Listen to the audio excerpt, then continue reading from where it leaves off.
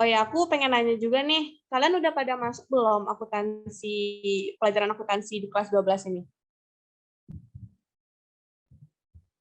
Udah?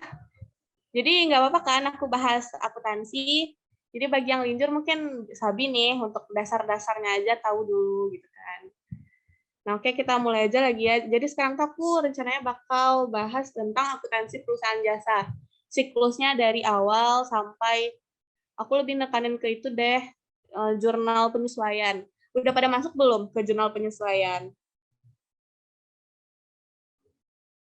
Oke, udah ya. Jadi udah ngerti lah kan basic-basicnya dikit-dikit.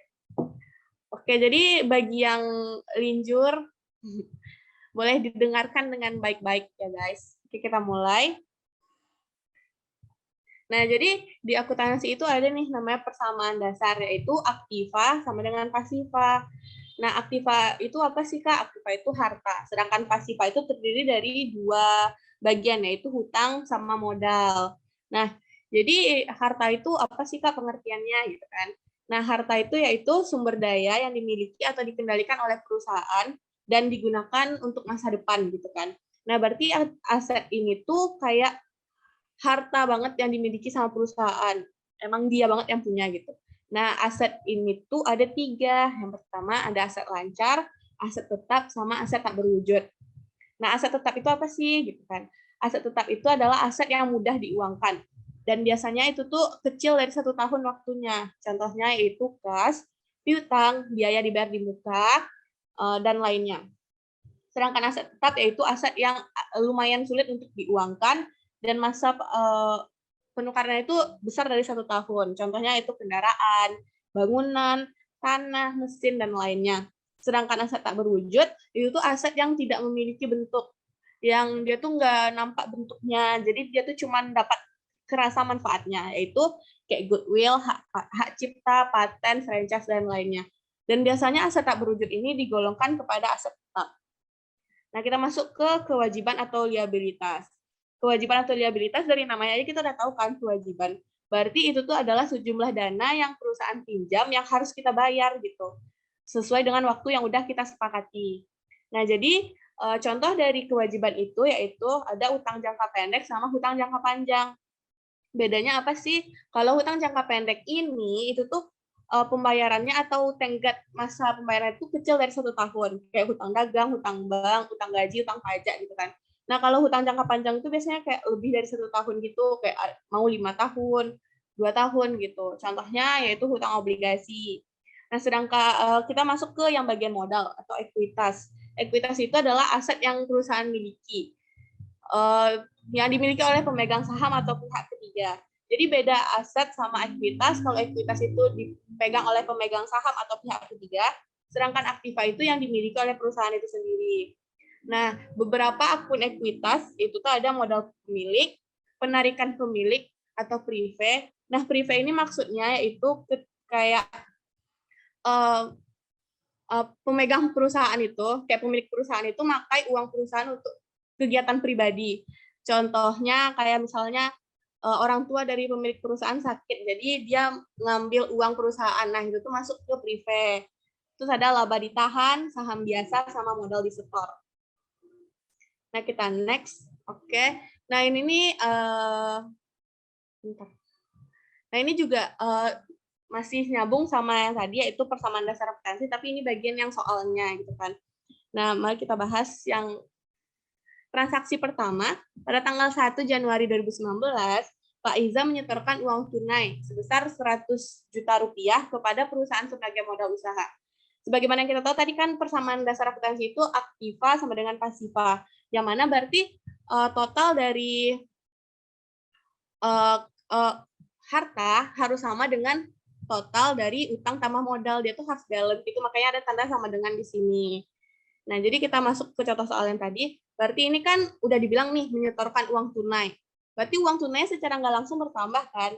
Nah, kepada perusahaan sebagai modal usaha. Berarti udah ada dua clue yang kita dapat nih, uang tunai sama modal usaha. Berarti langsung kita masukin ke tabel. Uang tunai itu masuk ke mana sih? Kan masuk ke kas. Berarti otomatis kasnya bertambah sebesar 100 juta dan modal usahanya juga bertambah sebesar 100 juta dengan keterangan setoran modal. Berarti kan secara nggak langsung kan ini harta udah sama kan sama modal karena hutangnya bernilai 0 di sini kan. Nah, kita lanjut nih ke transaksi yang kedua. Pada tanggal 20 Januari 2019, perusahaan menerima pinjaman dari bank senilai 50 juta rupiah. Nah, berarti pinjaman tadi kan masuk ke kewajiban.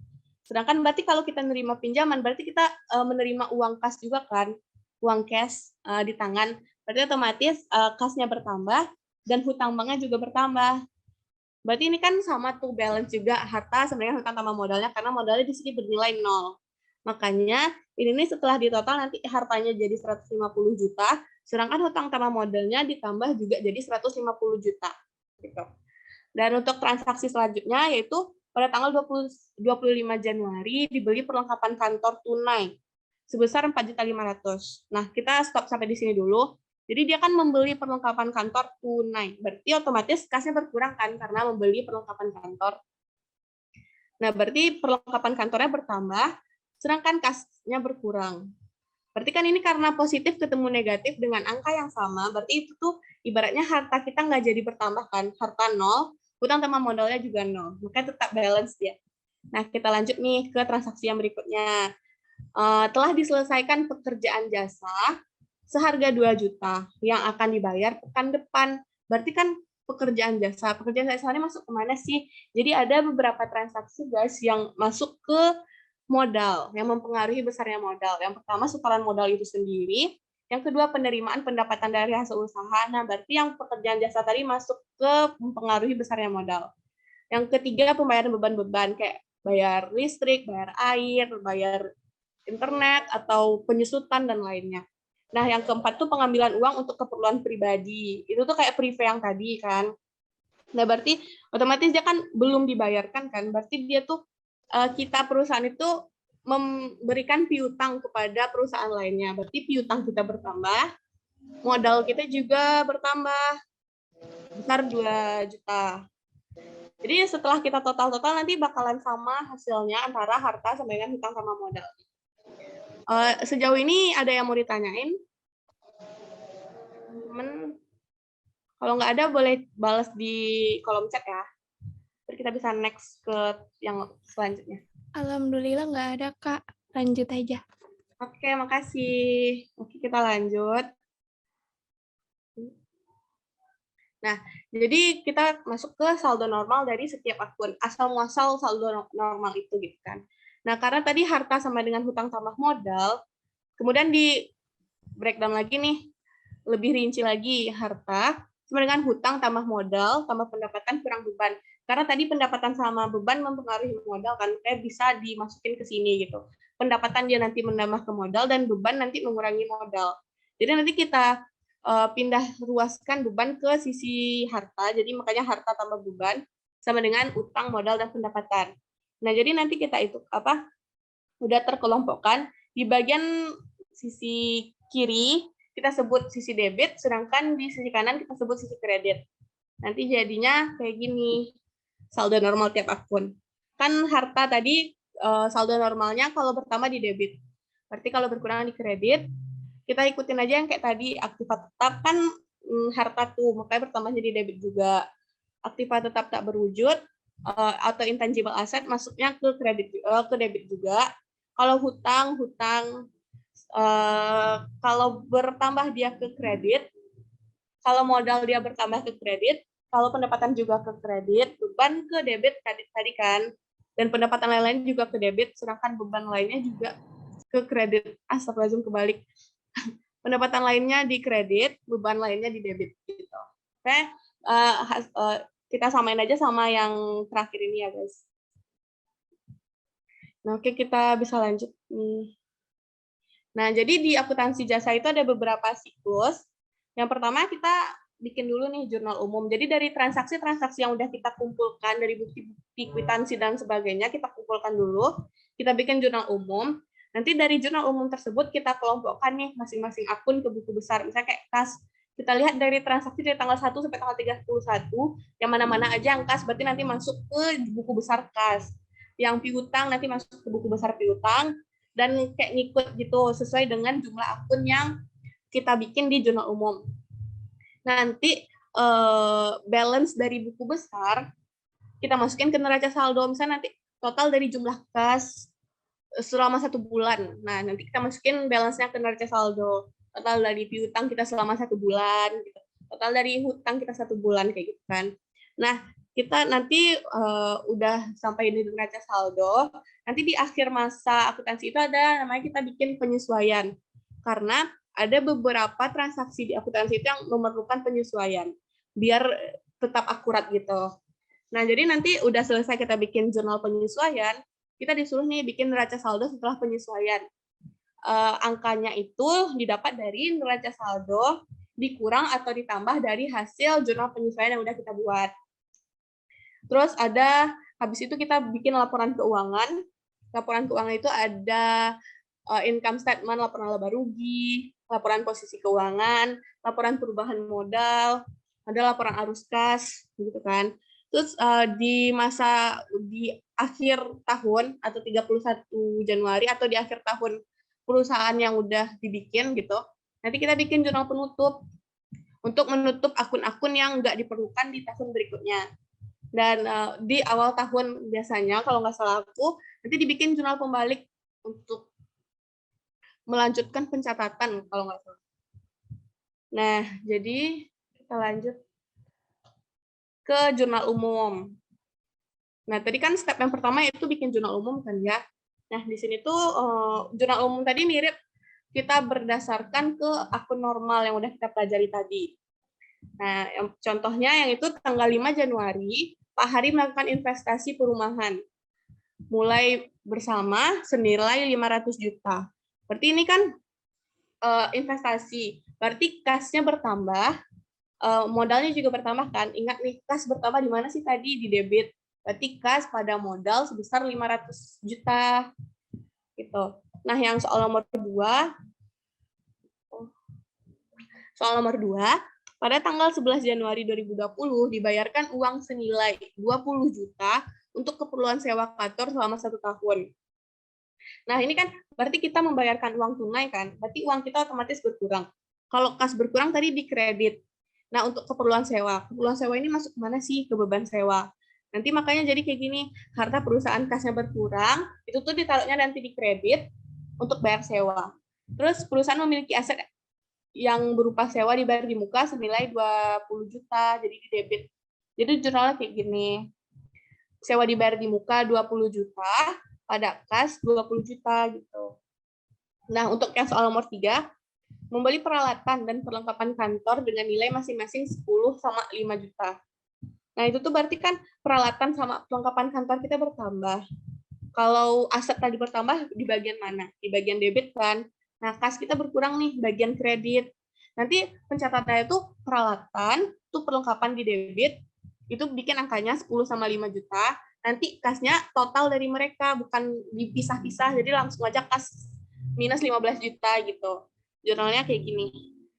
Peralatan, perlengkapan pada kas. Jadi ini kan masing-masing harganya, sedangkan kasnya tuh langsung aja 15 juta. Gitu.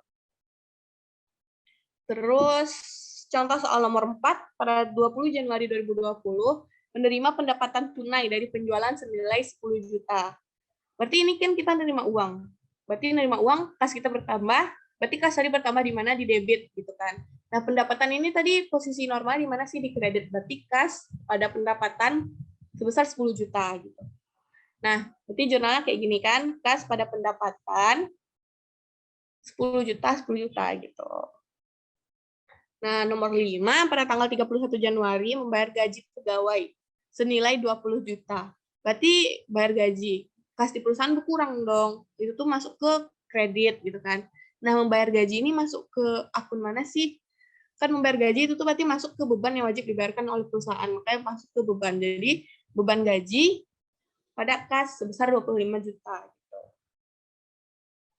Nah, jadi kan nih udah kita kelompok-kelompokkan, Kak. Udah kita bikin kan, anggap udah selesai transaksi dalam 1 bulan. Ini transaksinya.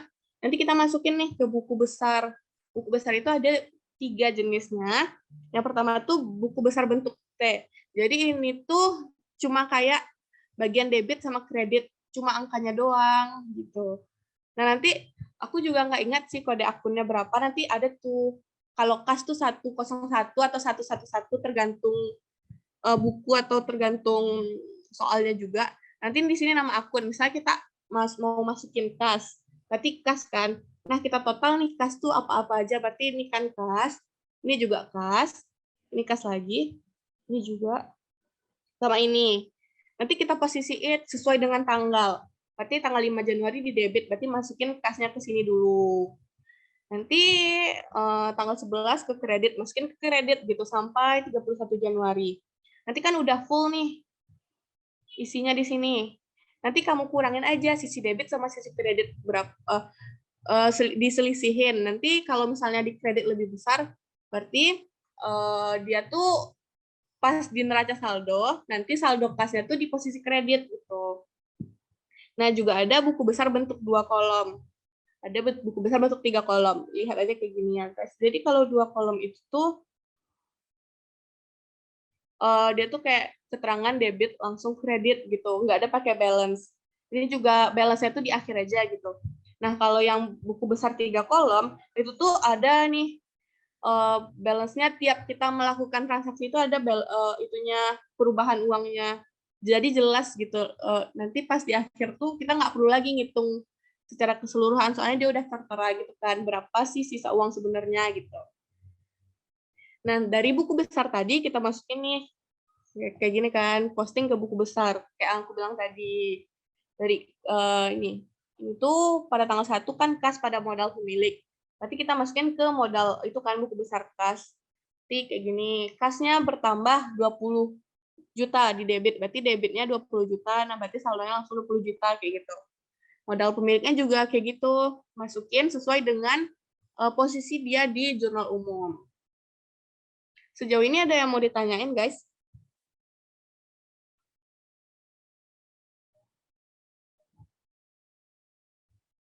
Kalau nggak ada, boleh nih tulis di kolom chat.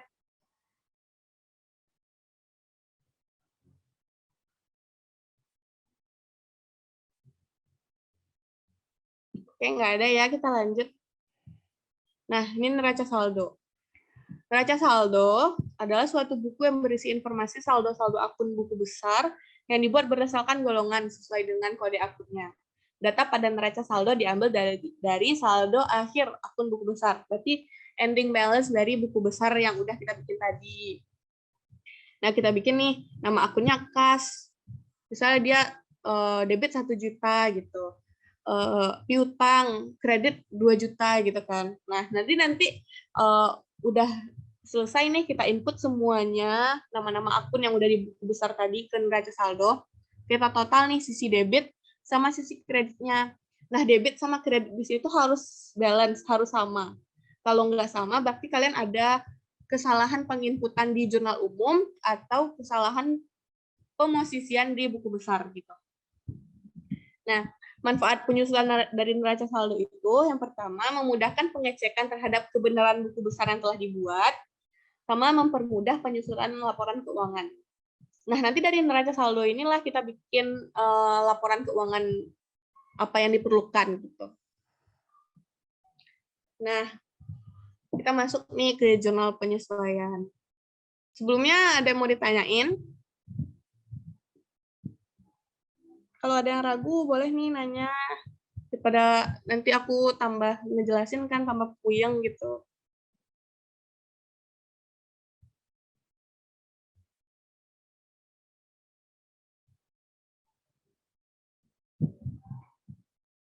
Nggak ada ya? Lanjut aja. Jadi di jurnal penyesuaian itu ada beberapa akun yang perlu kita sesuaikan. Yang pertama, beban yang masih harus dibayar. Nah, jadi pada periode akhir akuntansi masih ada nih beban yang harus dibayar. Contohnya kayak gini, misalnya gaji pegawai kalian itu dibayar harian gitu. Nah, jadi kayak mingguan. Nah, jadi dibayar pada setiap hari Jumat. Ternyata hari Jumat itu tuh jatuhnya pada tanggal 3 Januari 2022 misalnya. Berarti kan itu tuh ada kan gaji yang belum dibayar pada bulan Desember 2021-nya. Jadi kita harus bikin penyesuaian pada beban yang harus dibayar itu gitu. Contohnya, Gaji karyawan bulan Desember 2018 baru akan dibayar pada tanggal 5 Januari 2019 sebesar 3 juta. Nah, kalau beban yang masih harus dibayar ini, itu tuh jurnalnya tuh harus kayak sama, semua transaksinya emang sama. Beban pada hutang, itu tuh nggak bakal berubah. Dia emang ini terus itunya, posisinya. Nah, kalau pendapatannya masih harus diterima, kayak yang aku ilustrasikan tadi, tapi kita posisinya sebagai orang yang bekerja gitu. Pendapatan yang masih harus diterima, pembayarannya sebesar 2 juta. Berarti jurnalnya yaitu piutang pada pendapatan. Ini tuh juga biasanya tetap sama jurnalnya, cuma angkanya doang yang berbeda, atau nanti kalian tuh kayak ngitung angka-angkanya gitu. Pekerjaan kita belum lebar tuh ada 5 hari dengan gaji harian segini gitu. Tapi jurnalnya tetap sama, mirip sama beban yang masih harus dibayar, nggak berubah. Nah, yang nomor 3 yaitu pemakaian perlengkapan. Jadi, kita tuh nilai perlengkapan pada akhir periode dapat diketahui dengan pemeriksaan fisik terhadap persediaan perlengkapan. Jadi, kita pengen tahu nih berapa sih fix perlengkapan yang masih ada di akhir tahun gitu kan. Nah, jadi contohnya perlengkapan kantor pada neraca saldo sebesar 2 juta. Ternyata ada pemeriksaan fisik pada tanggal 31 Desember 2018. Dan ternyata perlengkapan tersisanya sebesar 1 juta. Maka jurnal penyesuaian pada tanggal 31 Desember 2018 adalah gitu kan. Dia beban pada perlengkapan sebesar angka yang tersisa, besar angka yang telah digunakan. Sebesar sisa. Kalau yang beban yang masih harus dibayar tadi sebesar beban yang harus kita bayar. Kalau ini sebesar pendapatan yang harus kita terima. Yang ini sebesar perlengkapan yang tersisa. Nah, kalau yang nomor 4 ada penyusutan aktiva tetap. Nah, penyusutan aktiva tetap ini nanti ada tuh banyak metodenya. Ada metode garis lurus, ada metode double declining, unit of production, dan lainnya gitu. Dan jurnalnya juga tetap sama, beban penyusutan pada akumulasi penyusutan dengan angka sebesar angka yang telah disusutkan. Oke, kita lanjut. Yang 1-4 nih, insya Allah jurnalnya nggak berubah dan biasanya soalnya juga nggak terlalu rumit. Kita masuk ke jurnal penyesuaian yang beban dibayar di muka. Nomor 7. Beban dibayar di muka. Nah, beban dibayar di muka tuh beban yang harus dibayar di periode akan datang, namun perlu perhitungan beban yang kemudian harus dilaporkan pada periode saat ini. Cara perhitungannya, yang pertama, kalau aku nih ingatnya, jika di neraca saldo tertera akun beban dibayar di muka, berarti otomatis nanti pas di jurnal penyesuaiannya kita balik nih posisinya. Berarti kan ini beban dibayar di muka tuh ada di debit kan. Nanti pas kita bikin jurnal penyesuaiannya kita balik, jadi kredit posisinya sebesar angka yang telah digunakan. Gitu. Jadi nanti jurnalnya beban sewa atau apanya pada beban dibayar di muka gitu, sebesar angka yang telah digunakan. Nah, cara nomor 2, kalau misalnya di neraca saldo tertulis beban sewa atau beban apa gitu, maka angka yang digunakan di jurnal penyesuaian adalah sebesar angka yang belum digunakan. Karena yang diketahui beban kan, berarti otomatis kita harus membalikkan posisinya. Jadi bebannya dikredit dan beban dibayar di mukanya di debit. Nanti angkanya sebesar angka yang belum digunakan. Nah, ini contoh soalnya. Di neraca saldo, sewa dibayar di muka sebesar 3.800.000. Pada akhir periode, saldo akun tersisa 3 juta. Buatlah jurnal penyesuaiannya. Ini kan di neraca saldo nih ada sewa dibayar di muka. Nanti kita ingat lagi, sewa dibayar di muka tadi masuk ke beban dibayar di muka kan. Berarti nanti kita balik nih, sewa dibayar di mukanya di bagian bawah dan beban sewanya di bagian atas sebesar angka yang telah digunakan.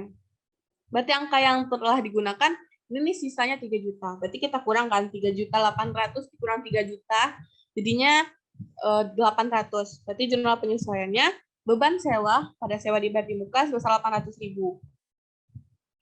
Nah, kita ke soal nomor 2, dibayar di muka untuk asuransi gedung. Dengan masa 1 tahun terhitung sejak 10 Mei 2019 sebesar 24 juta. Buatlah jurnal penyesuaian pada akhir tahun. Nah, kita asumsikan dia tuh dicatat sebagai beban. Nah, berarti kalau dicatat sebagai beban, berarti nanti bebannya kan yang dikredit. Nah, kalau beban dikredit berarti sebanyak angka yang belum terpakai. Dia tadi dari 10 Mei 2019 sampai akhir tahun 2019. Berarti yang belum kepakai kan Januari, Februari, Maret, April kan. Berarti 4/12 yang belum kepakai, kali 24 juta. Maka dia dapat 8 juta. Nanti kalau misalnya kita asumsikan juga pendapatan asuransi, bukan dibayar di muka untuk asuransi gedung ini kita asumsikan sebagai aset, kalau kayak sewa dibayar di muka tadi, berarti angka yang dipakai yaitu angka yang telah digunakan, berarti bukan 4/12 lagi, nanti pakai 4/12 gitu. Dan ininya nanti beban sewa pada sewa dibayar di muka gitu. Nah, kita masuk ke jurnal penyesuaian yang untuk pendapatan diterima di muka. Nah, biasanya seingat aku yang sering keluar itu, yang lumayan sering ya, pendapatan ini satu sama beban tadi, yang lumayan sering keluar. Nah, kita masuk ke pendapatan diterima di muka. Ketika sebuah perusahaan menerima pendapatan diterima di muka, maka pendapatan tersebut tidak bisa dicatat langsung sebagai pendapatan, melainkan harus dicatat sebagai hutang terlebih dahulu. Alasannya, karena belum ada realisasi dari pendapatan, yang artinya masih belum menjadi hak perusahaan. Soalnya kan dia belum kerja, tapi kita udah dapat uang nih, jadi belum bisa dicatat sebagai pendapatan gitu. Nah, cara perhitungannya, kalau aku ngingatnya gini, di neraca saldo tertera akun pendapatan diterima di muka. Nah, berarti di neraca saldo itu pendapatan diterima di muka. Pendapatan diterima di muka ini posisinya itu kan pendapatan diterima di muka kita ibaratkan sebagai hutang. Kenapa? Karena kita belum bekerja tapi kita udah nerima uangnya. Itu kan kayak kita ngutang kan ke orang tuh, ngutang jasa gitu. Makanya itu nih posisinya otomatis dikredit. Jadi kalau kita mau menyesuaikannya, berarti kita putar posisinya jadi di debit kan, pendapatan diterima di muka. Maka angka yang digunakan di jurnal penyesuaian adalah sebesar angka yang belum digunakan.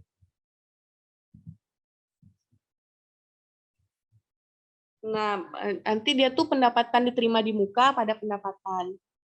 Begitu juga dengan yang ini, yang di poin nomor 2, jika di neraca saldo terdapat akun pendapatan jasa, berarti kita mencatatnya sebagai pendapatan.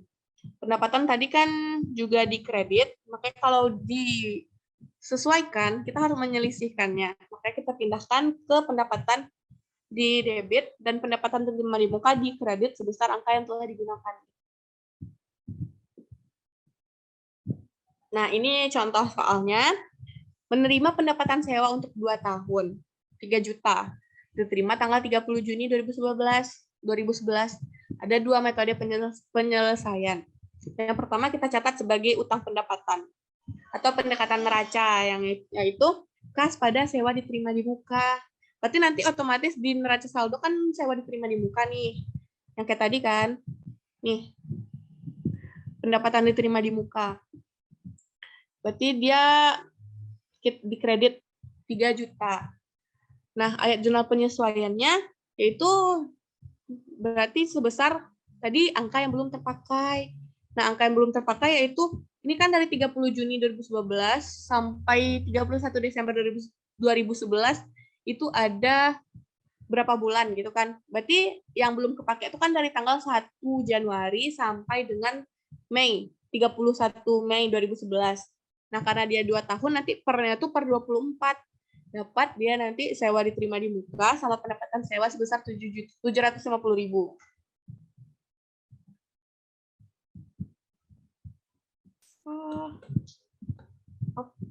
Nah, kalau dia itu dicatat sebagai pendapatan atau pendapatan laba rugi, berarti kas pada pendapatan sewa. Nah, nanti otomatis kan yang di neraca saldo pendapatan sewa. Berarti nanti kayak yang tadi juga sebesar angka yang telah digunakan, pendapatan sewa pada sewa diterima di muka sebesar 2.250.000 gitu. Nah, nanti itu tuh kayak tergantung kalian mencatatnya di jurnal umum gimana. Kalau kalian mau mencatatnya sebagai pendapatan, berarti kayak gini cara mencari jurnal penyesuaiannya. Kalau kalian mencatatnya sebagai hutang yang kayak tadi, pendekatan neraca, jadi nanti kayak cara yang sebelumnya.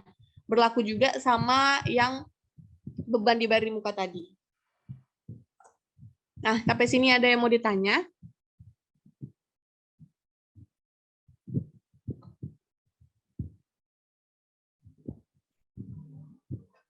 Oke, kalau nggak ada aku lanjut. Nah, kertas kerja. Definisinya yaitu kertas berkolom-kolom yang dirancang untuk menghimpun semua data akuntansi pada saat akan menyusun laporan keuangan dengan cara yang sistematis. Tujuannya untuk memudahkan menyusun laporan keuangan dan menemukan kesalahan yang mungkin dilakukan. Nah, kayak yang aku bilang tadi, neraca saldo ini berarti dari buku besar sebelumnya. Nah, ini penyesuaiannya. Nanti selisih dari neraca saldo sama penyesuaian, kita geser ke neraca saldo setelah penyesuaian. Nah, nanti masuk ke laporan laba rugi sama neraca.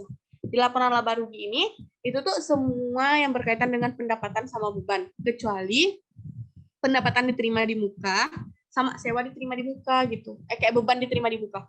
Kenapa pendapatan diterima di muka nggak masuk ke laporan laba rugi? Soalnya itu tuh masuk ke utang kan. Karena kita masih berhutang jasa yang harus dilakukan. Sedangkan untuk beban yang masih harus dibayar, beban yang dibayar di muka, itu tuh berarti kita udah melunasi beban kita sebelum tenggat waktunya. Itu kan masih kayak berbentuk harta bagi kita. Makanya yang ada kata-kata di muka itu biasanya masuk ke neraca. Yang di laporan laba rugi ini emang full kayak pendapatan doang, sama beban doang gitu, nggak ada embel-embel di mukanya. Gitu. Nah, kita masuk ke jurnal penutup. Jurnal penutup ini tuh untuk menutup saldo nominal atau menutup rekening laba rugi menjadi nol, serta memindahkan laba atau rugi dan prefect ke rekening modal. Sehingga saldo rekening modal menunjukkan jumlah yang sesuai dengan keadaan pada akhir periode. Soalnya saldo-saldo yang ada pada laporan laba rugi itu enggak akan digunakan lagi di masa berikutnya, makanya kita harus menutupnya gitu kan. Nah, alat yang digunakan yaitu rekening ikhtisar laba rugi sama jurnal penutup. Nah, jadi ini ada beberapa akun yang ditutup.